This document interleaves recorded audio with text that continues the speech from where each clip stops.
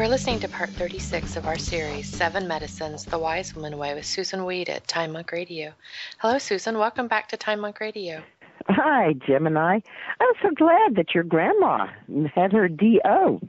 Yes, she loved to diagnose my grandfather and then send him off trotting to the DOs for a validation, essentially. She was an armchair physician. An armchair healer. Sounds like she was a wise woman. Yes, she was. When she would diagnose Grandpa, would she send him out for drugs, or did she whip up some things in her kitchen? No, she usually sent him over to the DO, and then she would change his diet or tweak it, whatever she felt he needed with good Southern cooking and things like that. Exactly. So she wouldn't say, okay, this is what's wrong with you and this is the drug you need. No, not necessarily, no. Nor was she looking for the DO to say, this is what's wrong with you and this is the supplement you need. No. She was looking for the DO to say, I think you're on the right track. Yes. and then through her kitchen medicine, she would get your grandpa into where he needed to be again. Yes. Yeah.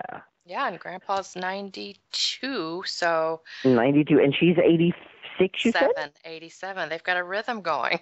Wow, she's 87, Yes. and he's 92. And what about their DO? He's still living. I think he's probably retired now, though.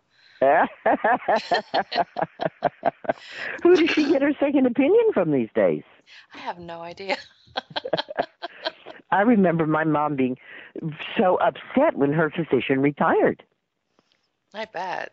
And she said, oh my gosh, now I have this young whippersnapper, who's a third my age. Yeah, I hear the same complaints. I forgot about that now that you mentioned that. Sure, she does say that. She calls him Doogie Howser type thing. Yeah, it can be very distressing. Because you have, a rhythm and a certain, shared worldview. Right. And suddenly it's not just that the person has shifted, it's that worldview has shifted as well, so that it's really just not as clear. And it's difficult for them to trust. If the person that you're talking to is really there for you. Right. And it created trust issues as well because they're so young. How could they know as much as my other doctor type thing? Which is true, but what are you going to do? Yeah, you just have to lean into it. Of course it's true. Of course we gain in wisdom and knowledge as we go through life. How could we not? Sure. How could we not get better as we get older? And how sad if we didn't manage to do that.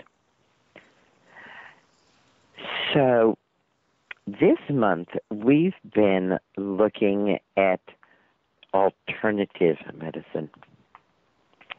And we've been looking at what I've been calling some of the pillars of alternative medicine. Last month, we looked at acupuncture and massage therapy, and then this month, we've looked at hydrotherapy, chiropractic, naturopathy, and osteopathy, and now herbalism.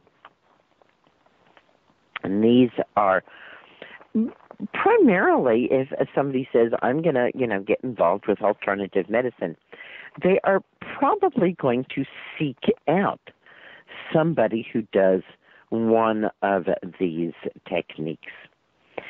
It was interesting to me to see that each one of these tries to have some kind of public body to put forth. And for some of them, acupuncture and chiropractic and osteopathy and naturopathy, there are licensing boards. One of the very different and very interesting things about herbal medicine in the United States is there are no licensed herbalists and there are no plans to license herbalists. In fact, this is something that has caused controversy in the herbal community for decades. When I first started being part of the herbal community, there was a feeling which erupted into some talks that it would be best for us to license ourselves, because if we didn't, someone else would license us. And I knew from my experiences in the midwifery community that this simply wasn't true, that this was a fear story that was put out to get people to do to themselves what others wanted to do to them, rather like shooting your own self in the foot. And fortunately, others, including Rosemary Gladstone, Viva Ram, wonderful herbalists, very important women in the herbal movement, have agreed that they, too, do not see any need for licensure among herbalists. You've heard me say that herbal medicine is people's medicine. It's the medicine of the people, by the people, and for the people. And as soon as we start getting licenses in there, then it's not for the people anymore. We've been talking a lot over the past few years in the United States about the 1% and the 99%. And the 1% seem to have everything, and the 99%, well, what did somebody say? The 1% have 99%, and the 99% have 1%. So I want to be sure that the 99% have herbal medicine, and not the 1%. I remember very distinctly years and years and years ago being at a restaurant with some herbalists after a big conference, and there were 3 male herbalists seated across from me, and they said to me, "Don't you think that we need to get licensed?" And I said, "Goodness, no, I don't think that there's any reason at all for licenses." And one of these male herbalists said, "Of course there's a good reason for licenses. We can all charge more for our teaching if there's licenses." I didn't quite know what to say, but his friends did, and they said, "Yes, we will be so much more valued. We will get so much more money because the license is going to cost money, and therefore the training to get that license has to cost money." And it was then that I really knew how important it was to continue to maintain that herbal medicine is people's medicine. It's not the medicine of the 1%. It's the medicine of the 99%. It's not the medicine of the elite. It's the medicine of the mother. It's the medicine of the child. It's the medicine of the grandmother. Herbal medicine is that simple medicine that's right outside our door. I've often said that there's an arc of herbal medicine, and that one end of the arc or the rainbow of herbal medicine is firmly planted in naked people rolling around in the plants and receiving the benefits of plants through dermal absorption. And the other end of herbal medicine is stretching right into the laboratory and is a white-coated lab technician creating drugs from substances seen in plants. We've also been talking this month about remembering that even herbalists can be in one of 3 traditions: the scientific tradition, the heroic tradition, or the wise woman tradition.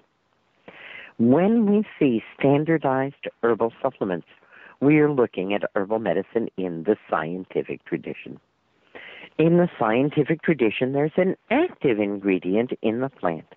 That active ingredient is taken out of the plant and then returned to the dried plant in a specific amount. So we might take ginkgo, which has been standardized to have a certain amount of ginkgolides, or we might take any other herb which has been standardized to have a certain amount of a specific ingredient in it. Most herbalists don't like standardized tinctures because they don't have the full spectrum of the plant in them. We can point to kind of funny things where in Europe, the active ingredient of Hypericum perforatum is pseudohypericin, but in the United States, the active ingredient is hyperfluorin. And so the standardized tinctures are standardized to 2 different ingredients in the tincture that an herbalist like myself would make. You would get all of the active ingredients, not just one of them. So standardized herbal supplements or standardized herbal tinctures are closer to being pharmaceutical medicines than a regularized tincture. And again, one way to know this is how much laboratory involvement is there. If we're buying freeze-dried nettle in capsules, is that something you can do in your home? If it's not, then it's tending toward being that 5A, use supplements, part of pharmaceutical medicine. If it's a tincture that you make at home from a fresh plant and you make it yourself, that is herbal medicine, and that's in the Fifth River alternative medicine.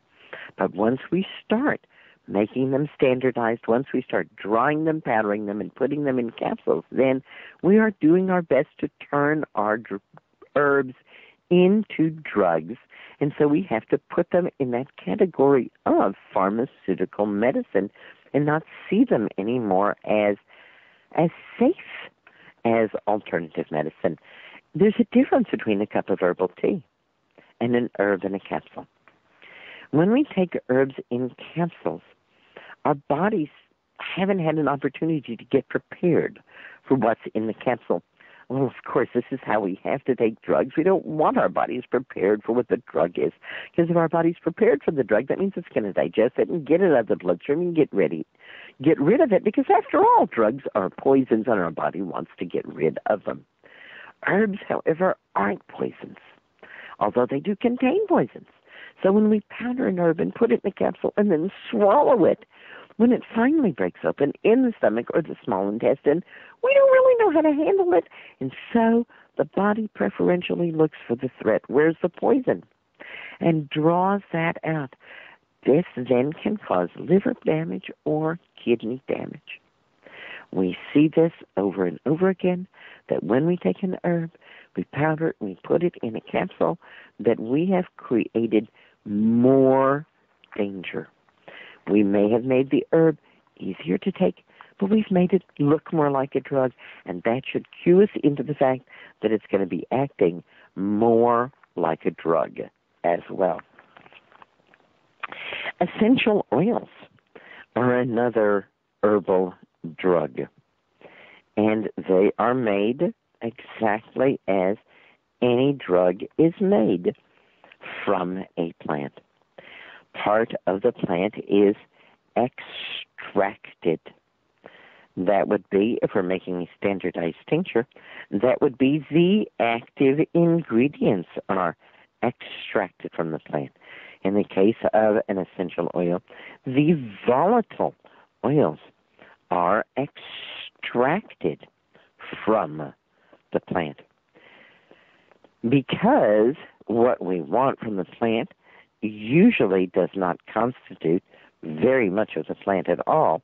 Once we have extracted it, we then need to concentrate it. So we extract a certain constituent from the plant, and then we concentrate that constituent. Thus, we have taken from a plant that contains hundreds of different constituents a small number of constituents, sometimes just one, sometimes several, and then we concentrate them, and we concentrate them very, very highly. There is a minimum of 1,000 pounds of lavender in a 1-ounce bottle of lavender oil. There are 16 ounces to a pound, so there's 16,000 ounces of lavender that are concentrated into 1 ounce of the essential oil. Obviously, the entire plant can't be compressed down that small, so we're going to start out by extracting the oil and then concentrating that oil. And then our last step is to purify our essential oil. Whenever we want to make a drug from a plant, there are 3 steps that we must engage in. First of all, we have to extract the constituent that we want from the plant. Last year when I was teaching in Costa Rica, one of the elder herbalists of Costa Rica was talking about a plant that he had found that had a very important constituent, and they started a plantation for the plant because although it was a very important medicinal constituent, there wasn't very much of it in the plant, and there wasn't very much of the plant in the wild. So in order to actually make something from the plant, they had to make a plantation of the plant so that they could harvest large amounts of it, extract what they needed, concentrate it, and then purify it into a drug. These 3 steps are exactly what we do to go from lavender volatile oil to lavender essential oil. It's clear essential oils are indeed drugs. They are not herbal medicines. They are not part of alternative medicine. They are not in the 5th river. They are in the 6th river. They are pharmaceutical medicines, and as pharmaceutical medicines, it is quite possible for them to do grave harm to us. The obvious harms that I saw when I began to be aware that essential oils were a health problem was that they disturbed the immune system.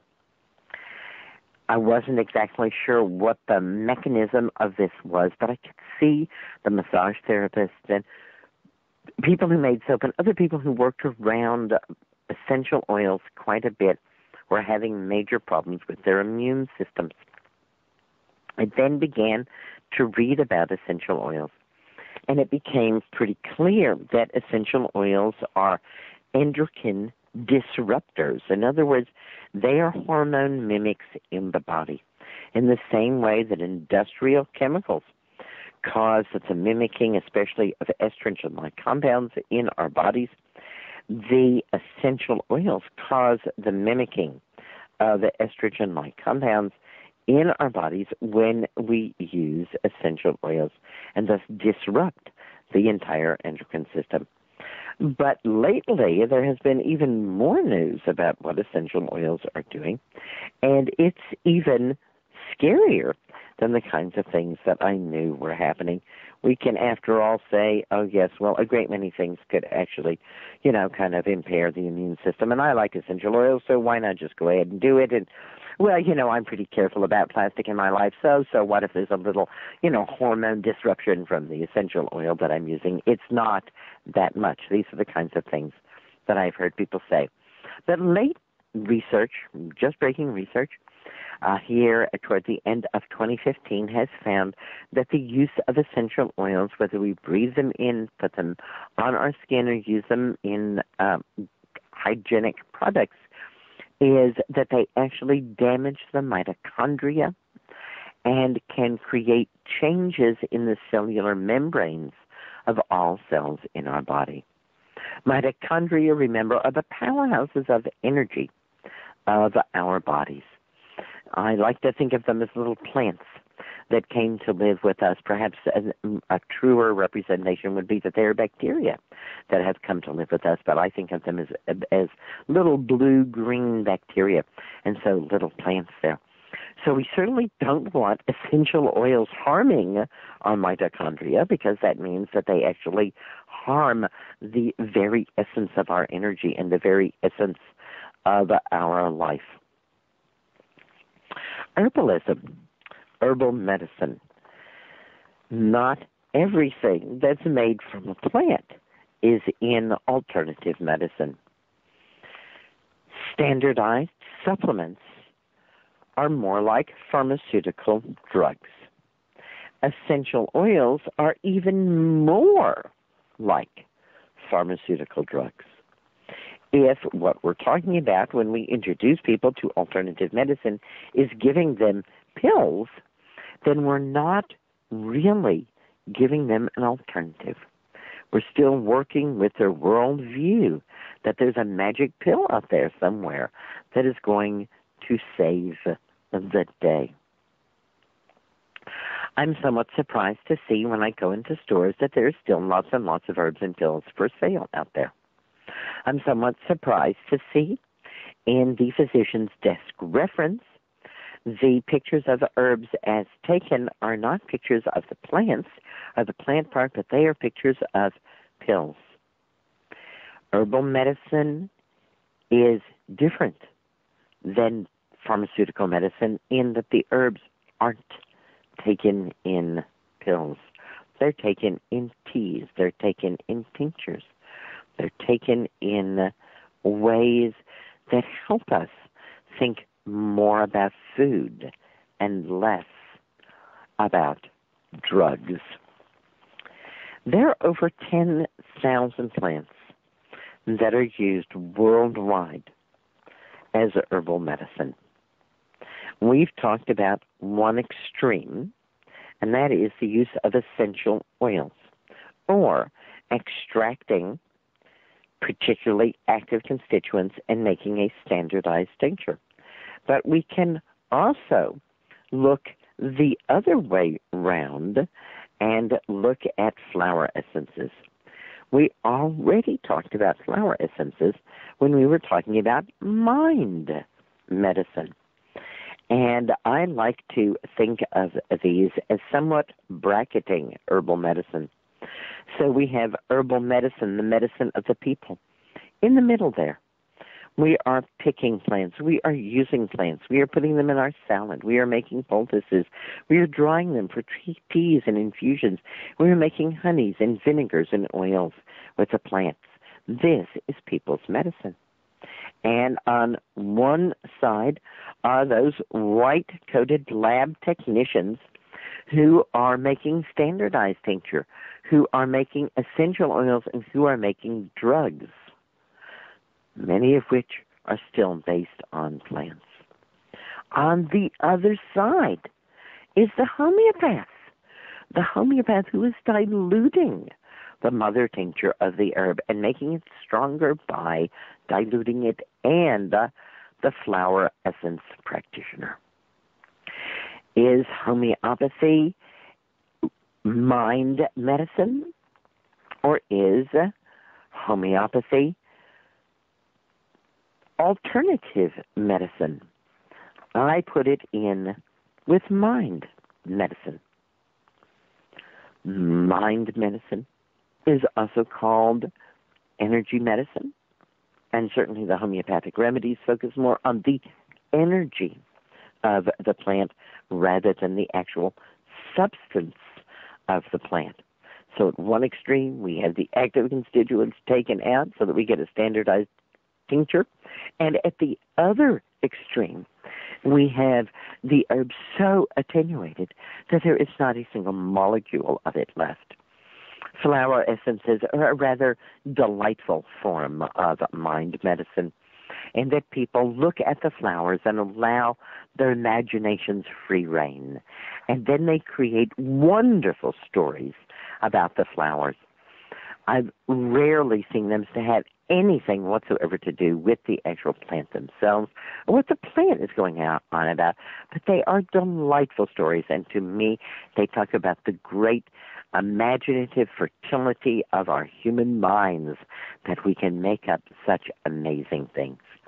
What we're actually doing is taking the sexual apparatus of the plant and letting it soak in water, either with the sun shining on it or the moon shining on it, and then bottling that up as a flower essence, as though there was something essential that we had captured from the flower by putting it in water and letting the sunlight or the sun reflected against the moon, called moonlight, shine on it. I think it's pretty obvious to all of us that what the reproductive apparatus of a plant is about is the same as what the reproductive apparatus of your own body is about. It's about making babies. It's about getting it on. It's about being attractive and attracting. It's about getting the bees to buzz you. It's about getting the pollen to come your way. It's about finding a nice ovary where your seeds can grow. Reproduction and sex is reproduction and sex, whether you live here or there in a human body, a plant body, or any other body at all. So if we were to take our gender organs and soak them in water and then say, this is for world peace, I think people would laugh at us. And yet we do that very thing with plants, don't we? We take those genitive sexual organs from the plants and we soak them in water. And then we give them wonderful sounding names. And I am not against those wonderful sounding names. I am all for world peace. I just don't think we need to soak the sexual organs of plants in water in order to get it. I think if we want it and we want it in a dropper bottle, then we simply write world peace on a piece of paper and we tape it to that bottle. And if you feel like putting it out in the sunshine is going to supercharge it, that's great. After all, it's a lot of hard radiation pouring out of that sun. It certainly ought to do something to it. Personally, I always think that once I have harvested the plant, the sun becomes its mortal enemy. That there's no further communication between the plant and the sun once that plant truly has been harvested, and that the sun is only going to take energy away from the plant once the plant is no longer growing. I kind of feel the same way about crystals. Crystals grow underground in the dark. I don't like to put them in the sun at all. So herbal medicine is the last of the pillars of alternative medicine that we're talking about, because I think it's easiest to see, both in the specifics that we mentioned last month of sedatives and stimulants, and in the great general span of it, that it's pretty easy to see how herbal medicine becomes pharmaceutical medicine, and at the other end of it, how herbal medicine becomes lifestyle medicine. As we move our herbs more and more into our lives, instead of taking tinctures and pills, we use on a daily basis our nourishing herbal infusions. Instead of taking supplements or worrying about getting a particular kind of nutrient from a pill, we do like your grandma did. We tweak our diet. We say, this person needs a little more kasha. This person needs a little more kale. This person needs a little more applesauce. This person needs some seaweed. This person needs some garlic. So that the herbs become not something set apart, not something different. And if you listen to my blog talk show, you'll hear me fussing at people. They call up and they say, okay, I'm taking nourishing herbal infusions. And I say, no, you're drinking nourishing herbal infusions. You're not taking them. We take drugs. We drink our food. And so, again, there's that pressure from me to have people go from alternative medicine, not more deeply into the medicines, not into buying pills and being in pharmaceutical medicine, even if it's the edge of pharmaceutical medicine, but going back across the Great Divide and really going into lifestyle medicine, getting the help you need from whoever you seek out as a practitioner to help you create, like your grandma did, that optimally healthy diet, that optimally healthy exercise, that optimally healthy family and community situation where you can thrive. We've been talking about herbs for a long time, you and I, Jim and I, haven't we? We have, yes. Has it changed your relationship to herbs at all? Absolutely. And you and I have been doing this, 2 years, Yeah. longer, maybe longer actually. And so I started growing more plants and researching, and I do read your e-zine and listen to your blogs, and it's absolutely made a huge difference. And the nourishing herbal infusion on so many levels, I can't even start naming them. And this, to me, the point of this is to help you move away from pharmaceutical medicines, not just ones that would be prescribed for you, but soft pharmaceutical medicines like supplements, and to move back through alternative medicine and back to lifestyle medicine, which is exactly what you're saying. I'm growing herbs. I'm using them in my cooking. I'm eating more herbal plant material, and I'm drinking the nourishing herbal infusions. This is the direction that we want to go in. We want to know about all of these medicines. But I want to be clear that I have a strong bias about keeping people on the side of the Great Divide where they are going to be able to build and get the greatest amount of health. And with that, we say adieu and goodbye to the fifth medicine. And starting next month, we're going to be talking about the sixth medicine. And sometimes I say I don't have much to say about it, but for Time Monk Radio, I discovered I have a lot to say about it.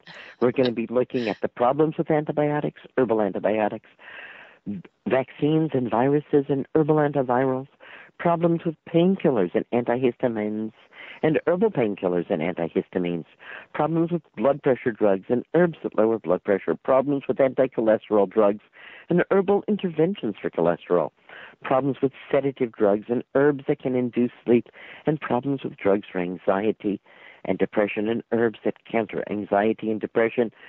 Sounds like March and April, and it will be all the way to May before we get to the seventh medicine. I look forward to continuing the journey with all of you. Thank you so much, Gemini, for giving me this opportunity. Thank you, Susan. We are very much looking forward to it as well, and always enjoy our time together with you here on Time Monk Radio. And this concludes part 36 of our series, The 7 Medicines, The Wise Woman Way with Susan Weed at Time Monk Radio.